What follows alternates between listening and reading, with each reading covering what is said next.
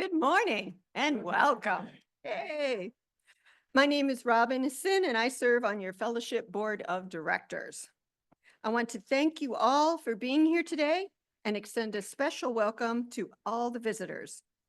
If you would like more information about the fellowship, please visit the welcome table out in our fireside room or sign our virtual guest book at uufames.org/guestbook.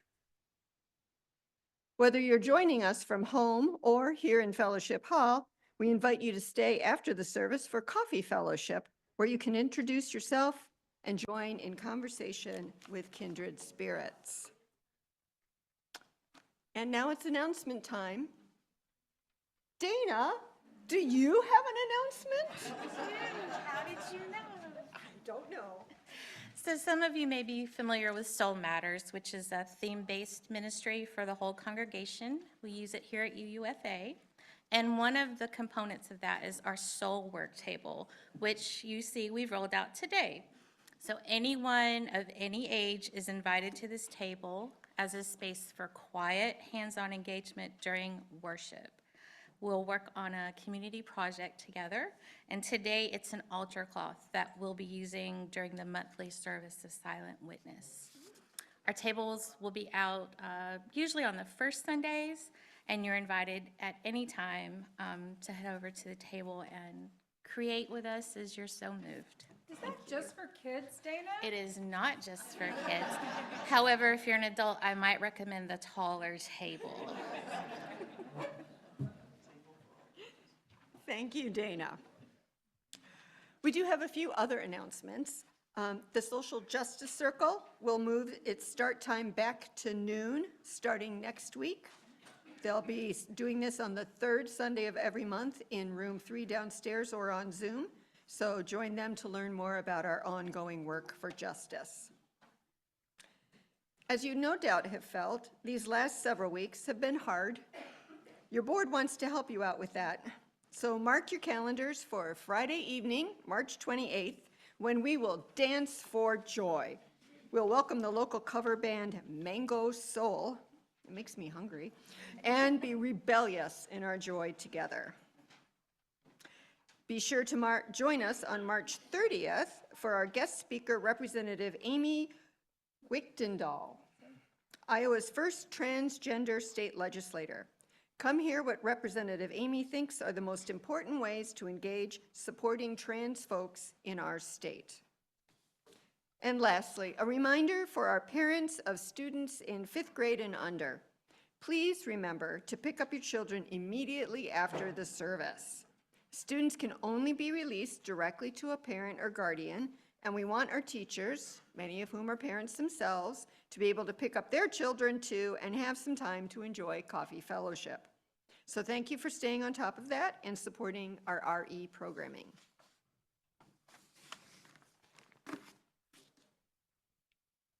So on behalf of this caring, nurturing congregation, I welcome each and every one of you to this sacred space.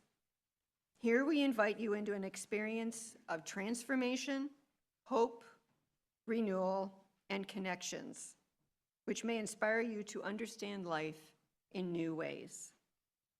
Thank you for joining us today.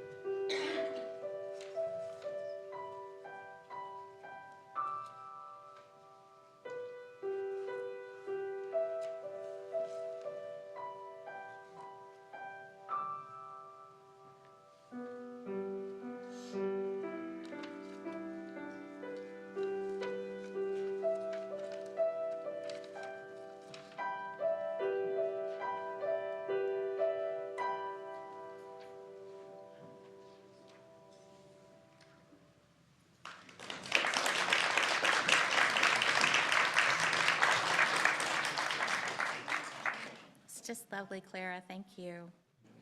Our call to fellowship today is from Sophia Lyon Foz, UU Religious Educator. Some beliefs are like stepping stones. We step on them and go forward in our search for meaning.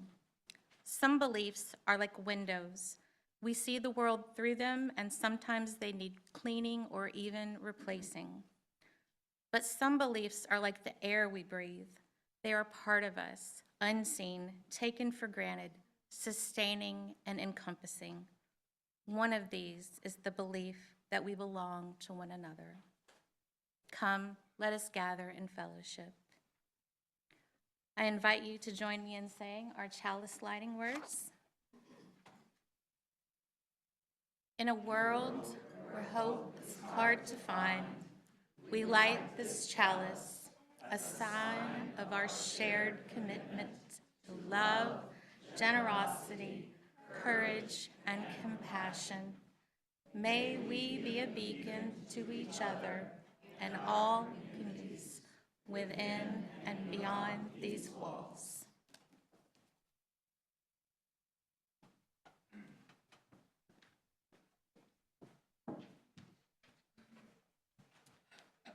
I know it's not normally me saying this, but rise as you're willing and able and body your spirit, and we'll sing 368. Now let us sing.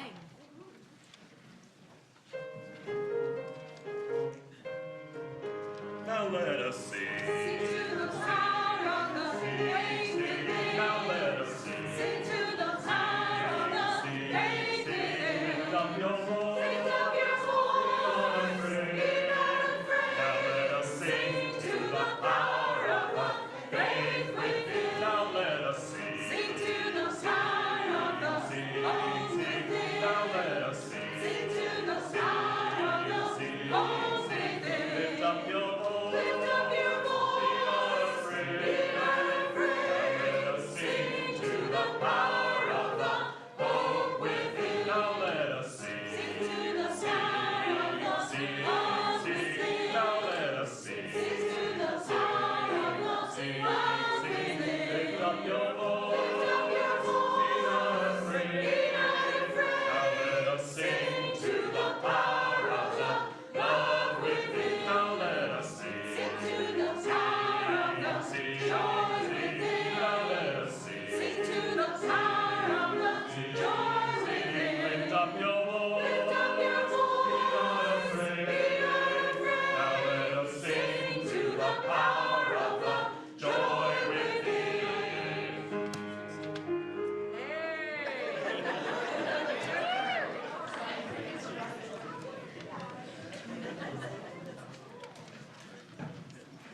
I invite anyone young or young at heart who would like to come forward for our story to do so at this time. Our story today is rooted together. Once upon a time, in the heart of a valley, a small sapling named Luma stretched her tiny leaves toward the sky.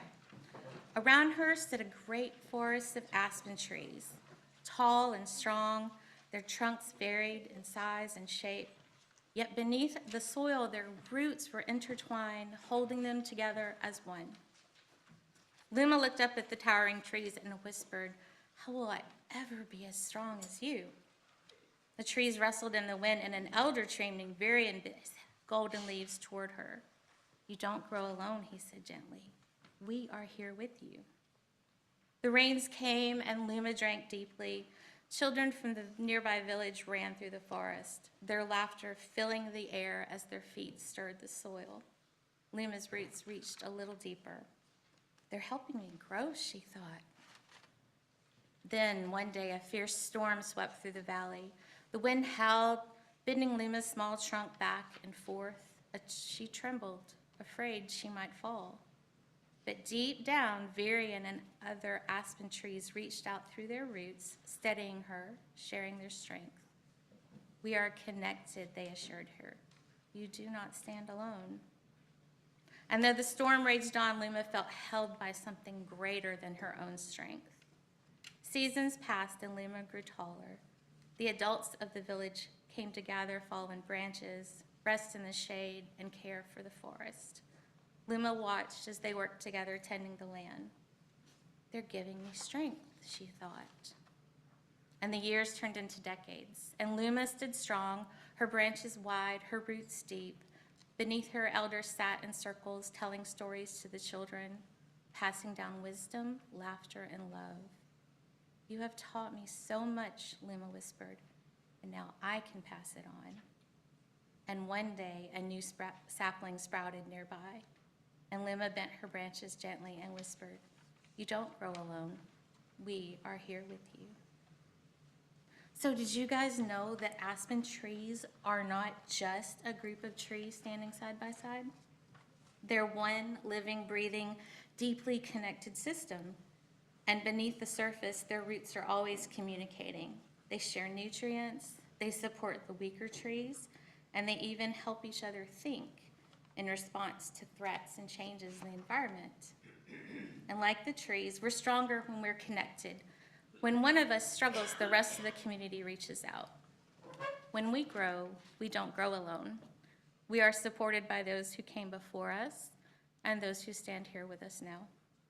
And just like the roots of the forest, the connections we build stretch across generations in ways we may never fully see, but we can always feel. Where do you see yourself in this story? Are you a sapling? A growing tree, a strong trunk, or are you some of our deep roots that hold us together? Who has helped you grow? And who might be growing because of you? We're rooted together just like the trees, and when storms come, when the winds blow, we hold on to one another because that is how we grow strong. And now as our children and youth head to their classes, our adults will stay here to have a conversation about how we, like the trees, can grow our communities stronger, deepening our connections across the generations. Let us sing our children to their classrooms with this little light of mine, sending them off with our love and blessings.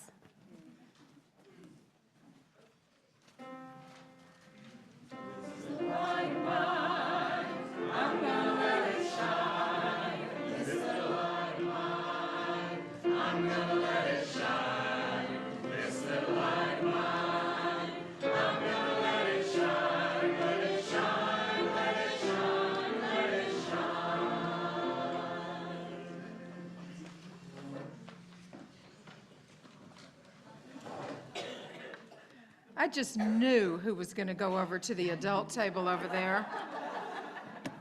Excellent. That's excellent.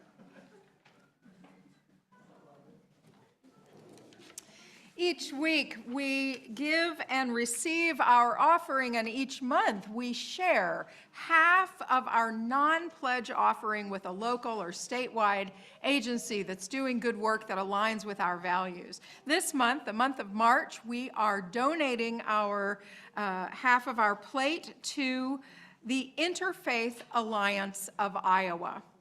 Interfaith Alliance of Iowa is very busy this session at the Capitol. They are helping to coordinate people of all faith in the state to let our legislators know that we do not cede the public square to people who have a louder and more authoritarian view of religion than we do. They are helping progressive people of faith organize a message and say, we too vote from our values. We too call you to be compassionate and equitable with a mind to justice. And we say so because of our faith, not in spite of it. They're working on gender justice and reproductive justice. They're working on democracy. They did a whole series of a film last year naming Christian nationalism and authoritarianism as the threat that we know that it is, and separating that out from a theology, a Christian theology that is about love and justice and inclusion. So I think Interfaith Alliance of Iowa is doing an amazing job, and it is a privilege for us to be able to support them in their work. So you know the ways to give. We pass the baskets here in Fellowship Hall, but you can also give online. You can scan the QR code. You can give anytime you want to. We gratefully receive and pass along the gifts of this fellowship. And our music is a beautiful, expansive piece. So let yourself just rest into this beautiful music as Milo plays. Thank you.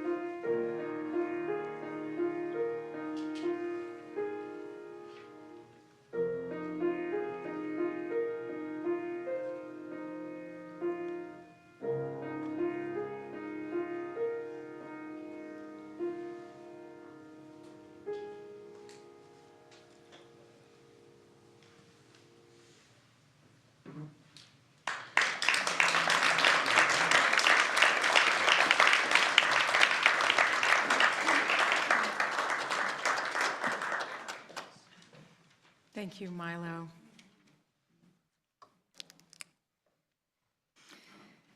Each week when we gather, we take a few moments to recognize that our lives are interconnected, that we are part of this web of community. We take a moment to recognize a value of stillness and to create spaciousness in our lives.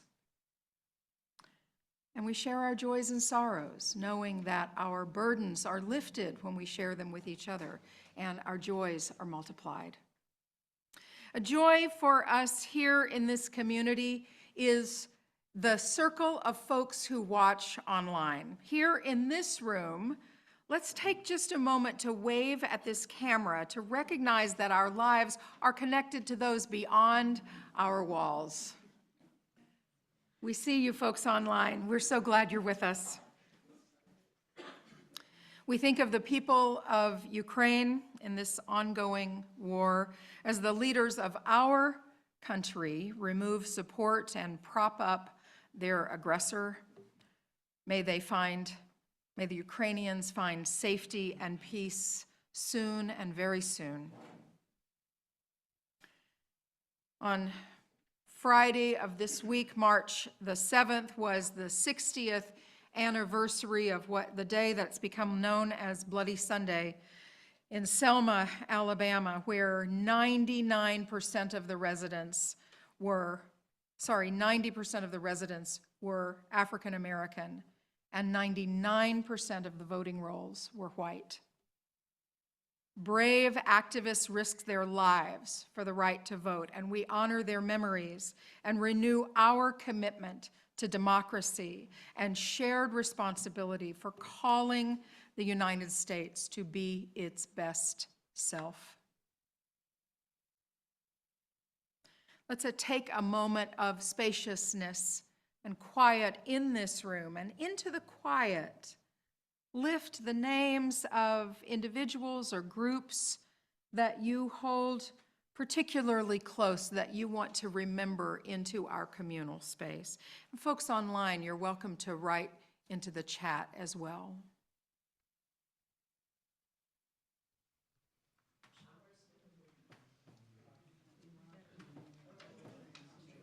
Trans folks. Betty and Wayne, Sophia and Mike.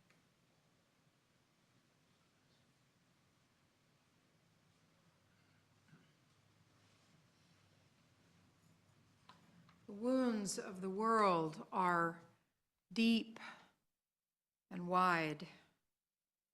We practice opening our hearts so that we can feel compassion and feel empathy as a value, as a strength, and know that we won't be swamped by that. We practice building that muscle. Let's sing together.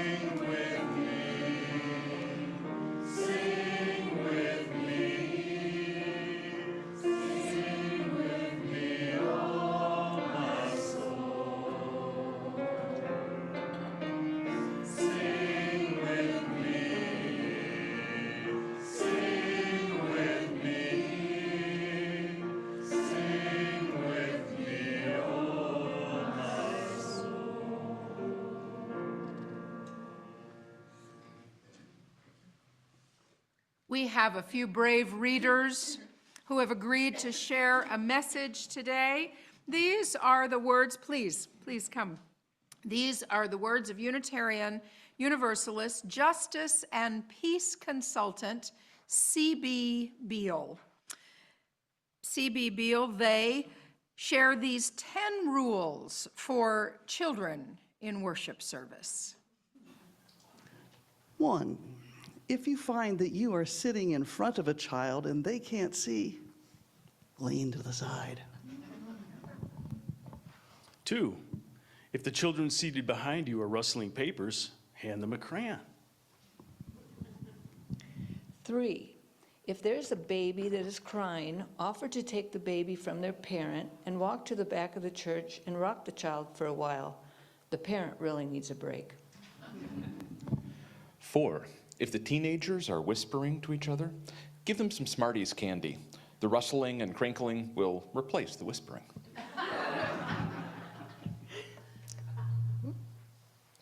5, if an adult complains to an usher about the noisy children near them, offer to trade seats with that adult and then apologize to the parents of the children.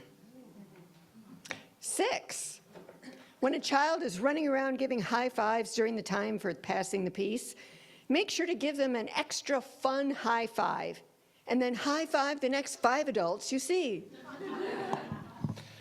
Number 7, if a child has worn their tap shoes to church and is dancing on the wood portion of the floor, just slip the sheet music to the entertainer, to the pianist, and roll with it.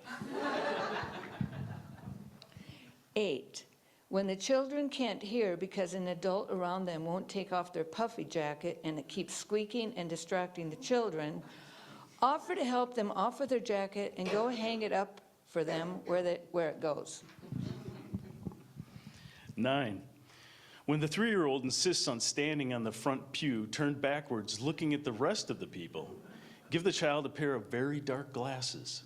That will prevent the child from catching any adult's eye, which would lead to distracting them. This will protect the adults who we know have very short attention spans and are easily distracted. 10, when a child in front of you is very squirmy, and finally they turn around and you suddenly realize, oh, it's Jesus. Take it in stride and play Got Your Nose till he turns around in front again. Thank you, readers. And thank you, congregation. Some of you got a little squirmy during that. This is not prescriptive. No big changes coming right away. Just a way to think in a different direction. When I was candidating with you, I said I think that any religious leader who's working today needs to be a chaplain to the way we've done church for the last 250 years or so, and midwife to some new way of doing church that we don't know yet. The world is different and has changed a lot in the past 250 years, and in fact, in the past 80 years of this congregation's history.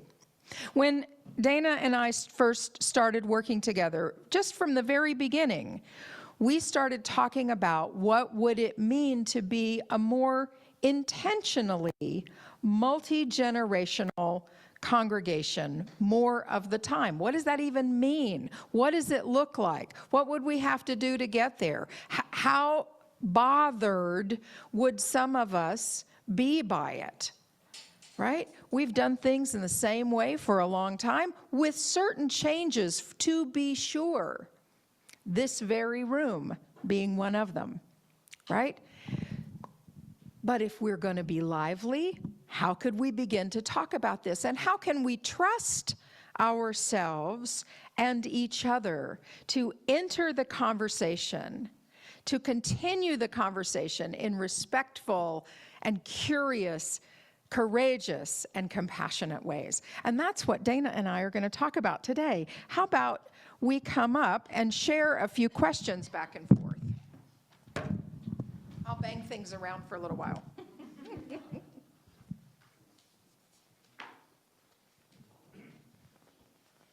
Let me just move this along. Dana, you've been talking with other religious educators and in the the credentialing work that you're doing. This is a lively conversation.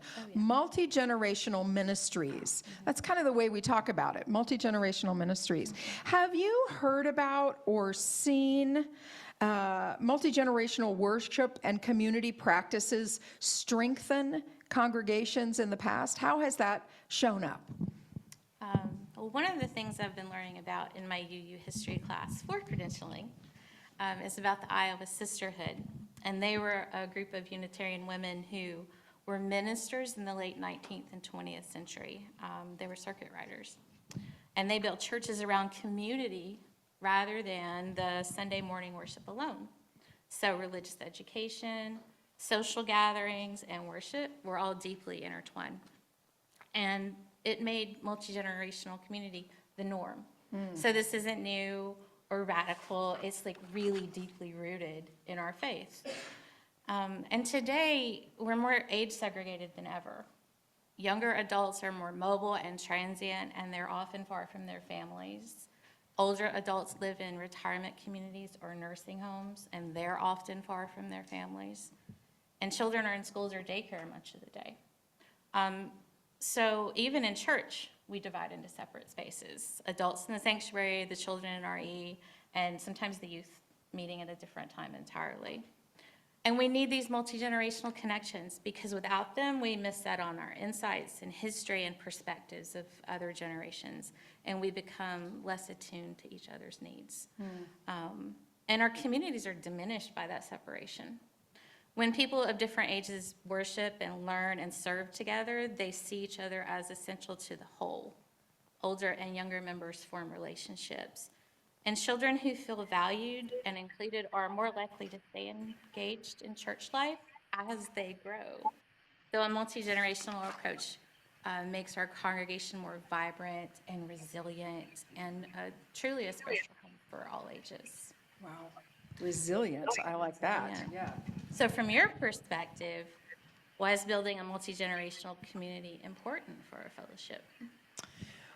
Well, I think I'll use an example of last Sunday, right after we finished worship, we had the reveal party for our Mystery Pals. How many of you were Mystery Pals? It was so cool to see young people and people of older generations mixing it up together, going around the building in a little scavenger hunt, getting our pictures made together, finding out who our person was, and then just hanging out and chatting as if we had something to say to each other. It was so delightful. And I think that for me, I was a Mystery Pal, and for me, it really made me feel our interconnection. You know, our previous principles, and they're still our principles of the interconnected web, make it feel like I have something to learn from Clara and from all of the other ages, from each of you. But just because part of our congregation leaves to go to a different place doesn't mean I don't have things to learn from them. And so I think there's something really beautiful about getting out of my needing to be the smartest one in the room, which I often feel that I do need to be the smartest one in the room. It's good for all of us to move out of that space and find that what else is important to us. And I think that you said the word resilient, but I also think it makes us more compassionate and curious and courageous and equitable as we're thinking, how does this place that shapes our values apply to each of us differently? Yeah. So what do you think are some of the biggest barriers to making this shift, and how might we address them? I think Sunday worship has long been treated as the central focus of our congregations. Many of our structures, especially religious education, are built around the idea that adults worship while children have programming.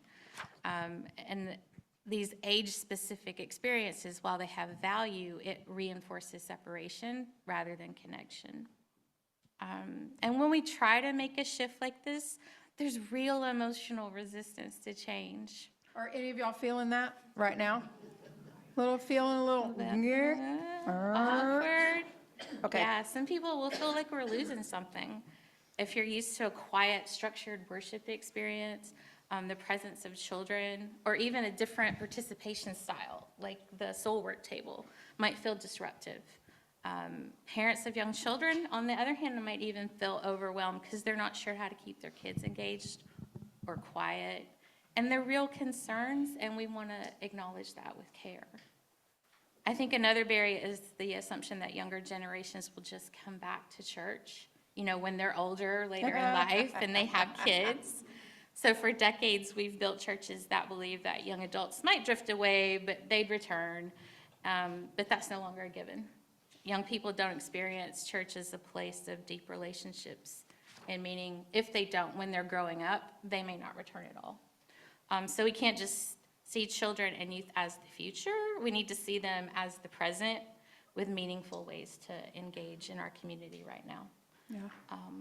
And this is our faith communities are one of the last places in society where people of all ages can and do gather, and we need to do better, not just for ourselves and for our kids, but for society. Yeah. And to move forward, we have to reimagine how we do church.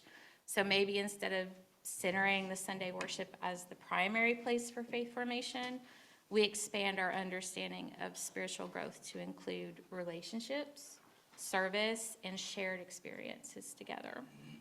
And instead of assuming people will just show up because they always have, we build a culture of belonging that makes folks want to stay.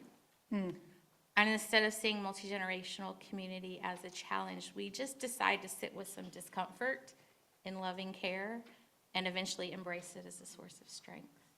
Oh my goodness, sit with discomfort. How about that? How about that?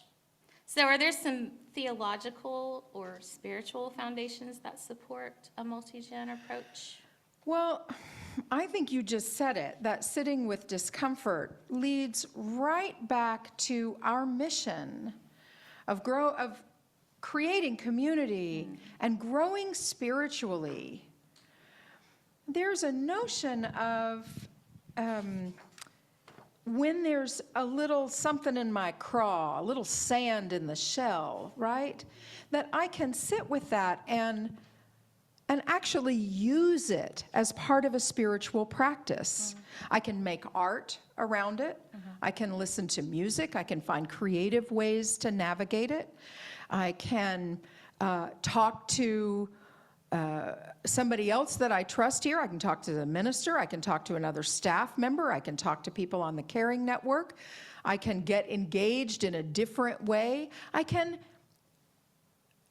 have to do this myself because I, as you all know, sometimes have been distracted by noise in worship. And I sort of waited for a child to quiet down or whatever. And I think that was probably my own stuff coming up.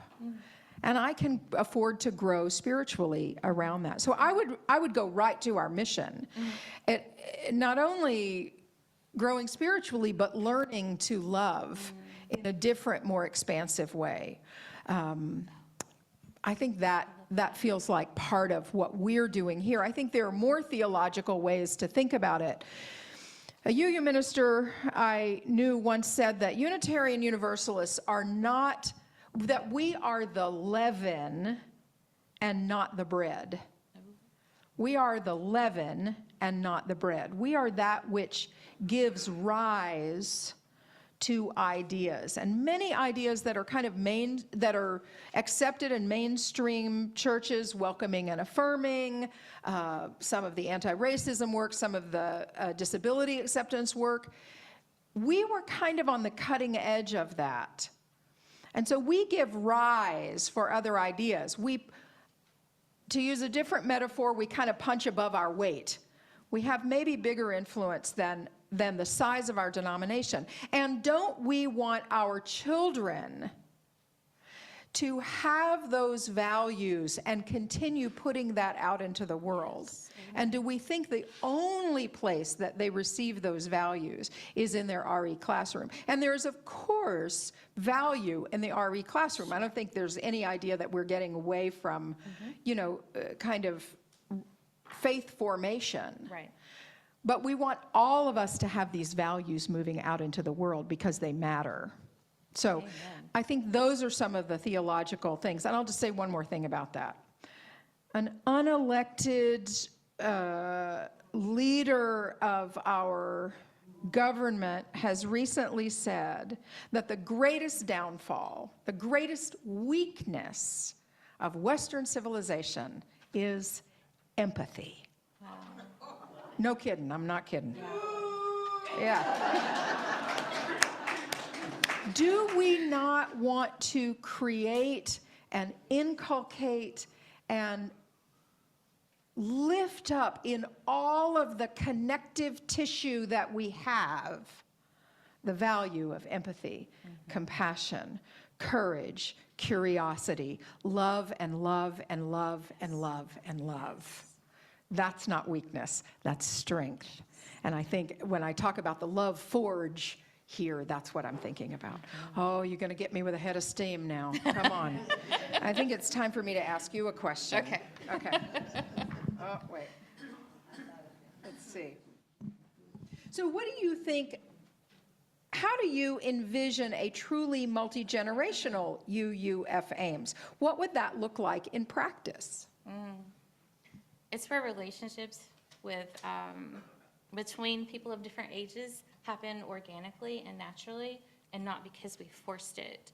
And instead of children and youth showing up for 1 hour on a Sunday morning and maybe in a separate room, we would see them as integral to all parts of congregational life. So that means community-centered worship and activities. Instead of everything revolving around this Sunday service, we create additional opportunities to gather and grow together. And worship and play, that's developmentally, notice I said and play. Worship and play. That is Nice. developmentally appropriate for all ages, and that doesn't just mean kids' time in worship. It means thinking holistically about how different ages engage in spiritual practice, music, movement, and reflection, and then serving together as a community. Like I said, children and youth aren't just the future, they're part of now. They can, and then a lot of them already do. They're ushers, they're greeters, they sing, we could have them on the tech team, we could have them serve on committees, and even be part of governance. They set up chairs, clean the kitchen. I've seen them help on the grounds before. So when all of us are serving together, we build relationships that are rooted in shared purpose and belonging. So we just need to prioritize intergenerational relationships instead of relying on separate age-based programming.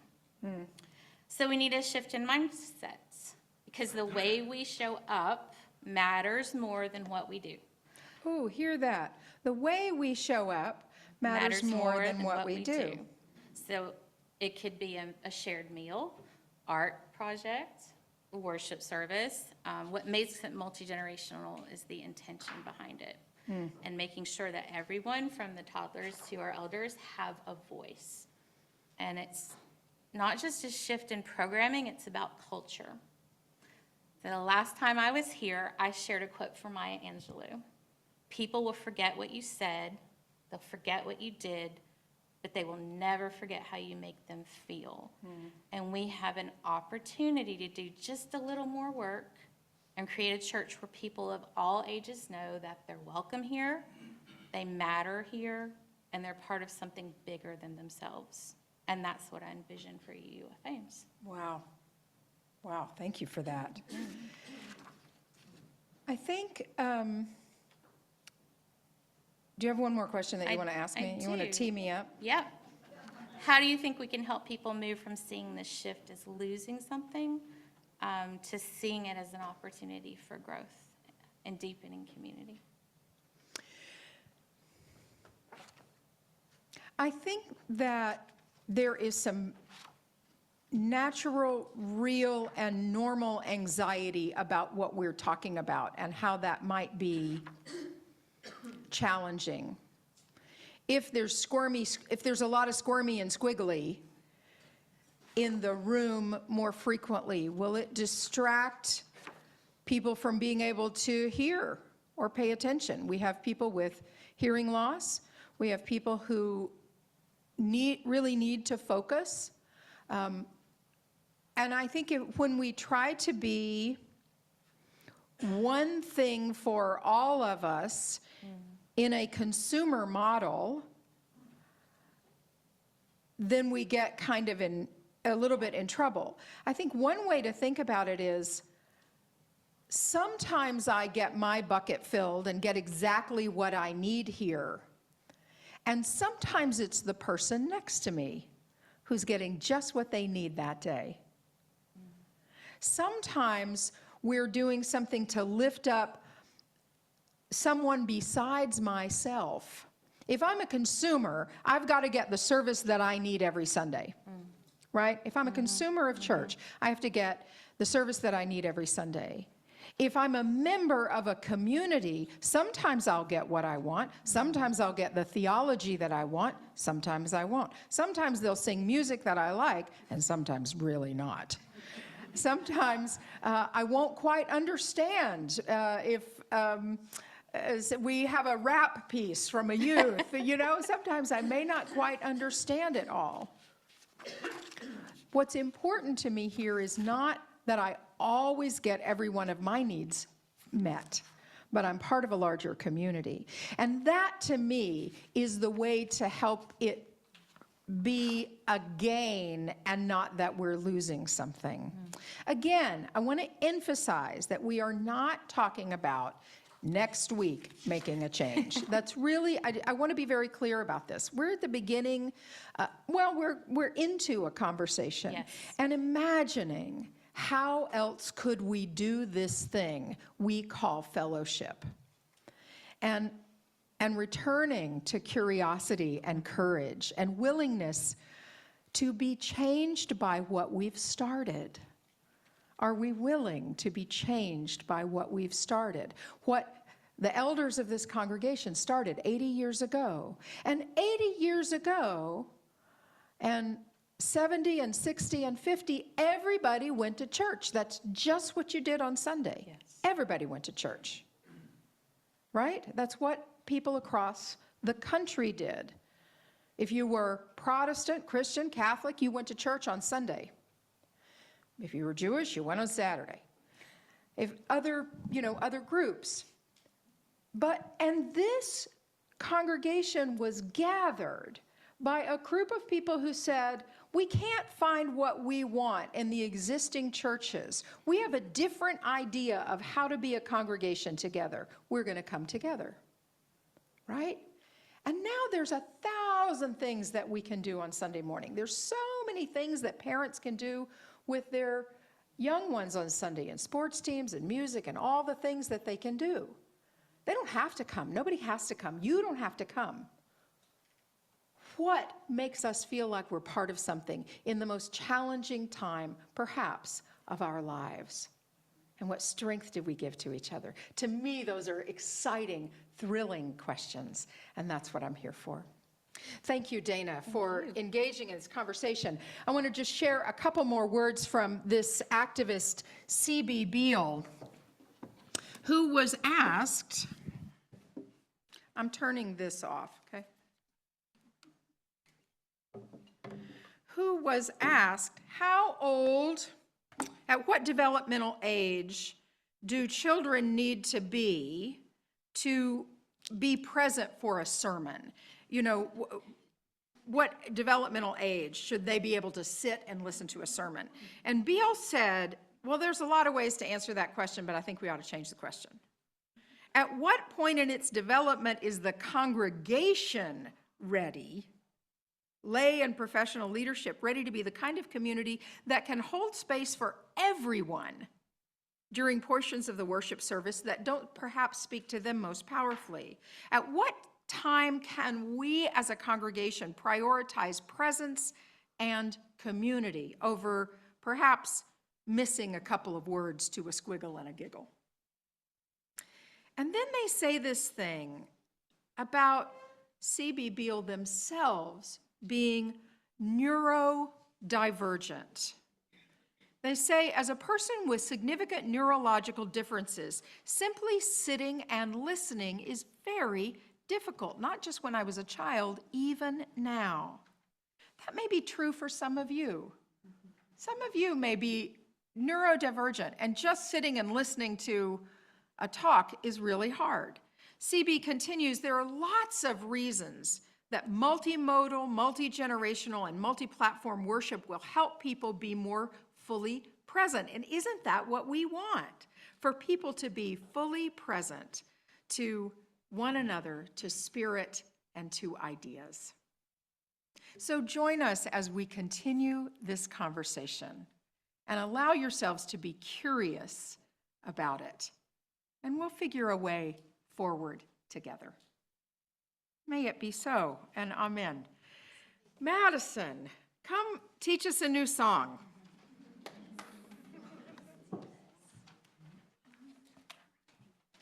So this first time through, you'll hear, I'll sing the first verse just so you can get a feel of it, and Mary will play it. And then once I sing the first verse, go ahead and stand and body your spirit and join me singing the rest of the song. The lyrics will be right up there for you. So here we go, Mary. Change you want to see in the world, be the change you want to see in the world, be the change you want to see in the world, and change will come to you. Be the change you want to see in the world, be the change you want to see in the world, be the change you want to see in the world, and change will come to you. Be the voice you want to hear in the world, be the voice you want to hear in the world, be the voice you want to hear in the world, and change will come to you. Be the light you want to shine in the world, be the light you want to shine in the world, be the light you want to shine in the world, and change will come to you.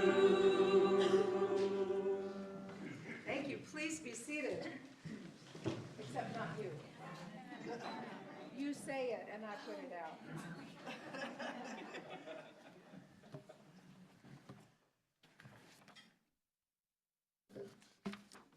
Please say together our chalice, sing as we, okay, let's start over. Let's please say together our words to extinguish the chalice. We extinguish this flame, but not the light of truth, the warmth of community, or the fire of commitment. These we carry in our hearts until we are together again. Oh, friends, thank you so much for this rich and engaging morning. For getting up an hour early, well done.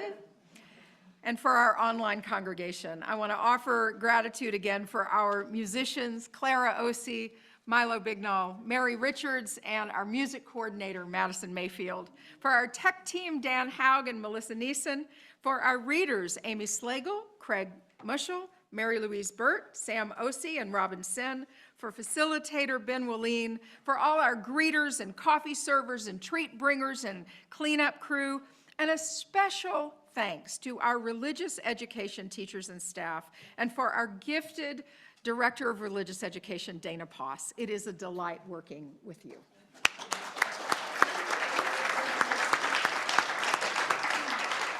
These are the words of Cheryl Strayed, adapted. When it comes to our children, we do not have the luxury of despair. If we rise, they will rise with us every time, no matter how many times we've fallen before. I hope you will remember that the next time you fall or fail. I hope I will too. Remembering that is the most important work as a religious community we can possibly do. Blessed be, and let us be about the task.